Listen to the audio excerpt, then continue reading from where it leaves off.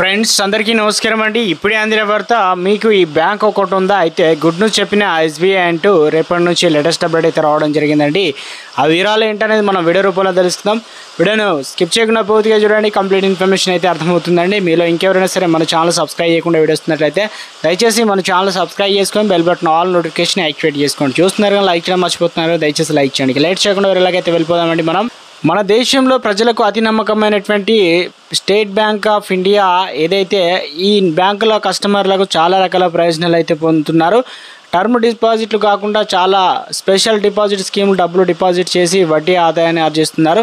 అలాంటి ప్రత్యేక పథకాల్లో ఒకటి ఎస్బీఐ యాన్యుటీ డిపాజిట్ల పథకం. ఎస్బీఐ యాన్యుటీ డిపాజిట్ స్కీమ్ ప్రత్యేకత ఏంటంటే ఇందులో ఒకసారి డిపాజిట్ చేయాలి, ఆ తర్వాత మీకు ప్రతి నెల వడ్డీతో పాటు హామీ కూడిన ఆదాయం లభిస్తుంది.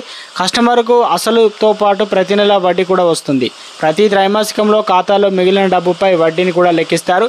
ఎస్బీఐ వెబ్సైట్ ప్రకారం ఈ డిపాజిట్లో వడ్డీ బ్యాంకు ఎఫ్డీకి సమానంగా ఉంటుంది. ఇక ఎంతకాలానికి డిపాజిట్ చేయాలి? 36 నెలలు, 60 నెలలు, 84 నెలలు లేదా 120 నెలలు కోసం ఏకమొత్తం డబ్బును అయితే డిపాజిట్ చేయవచ్చు. ఎంత డబ్బు అయినా డిపాజిట్ చేయవచ్చు. ఈ పథకంలో గరిష్ట పరిమితి లేదు. కనీస యాన్యుటీ నెలకు 1000 రూపాయలు, అంటే పింఛన్ తరహాలో నెలకు కనీసం 1000 రూపాయలు చేతికి అయితే వస్తుందన్నమాట. చెల్లింపులు ఎప్పుడు ప్రారంభమవుతుంది? ఎస్బీఐ యాన్యుటీ డిపాజిట్ స్కీములు మీరు డబ్బును కనుక డిపాజిట్ చేసిన తర్వాత నెల గరిష్ట తేదీ నుంచి యాన్యుటీ చెల్లింపు ప్రారంభమవుతుంది అనమాట.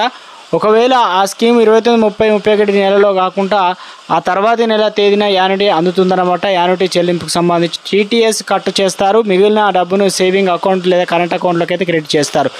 ఎస్బీఐ యాన్యుటీ డిపాజిట్ పథకంలో సాధారణ కస్టమర్లు, సీనియర్ సిటిజన్లు ఎవరైనా డిపాజిట్ చేయవచ్చు. టర్మ్ డిపాజిట్లు ఎఫ్డీ ఇచ్చే వడ్డీని కూడా ఈ పథకంలో బ్యాంక్ ఇస్తుందన్నమాట. ఈ అకౌంట్ నామినేషన్ సదుపాయం కూడా ఉంది.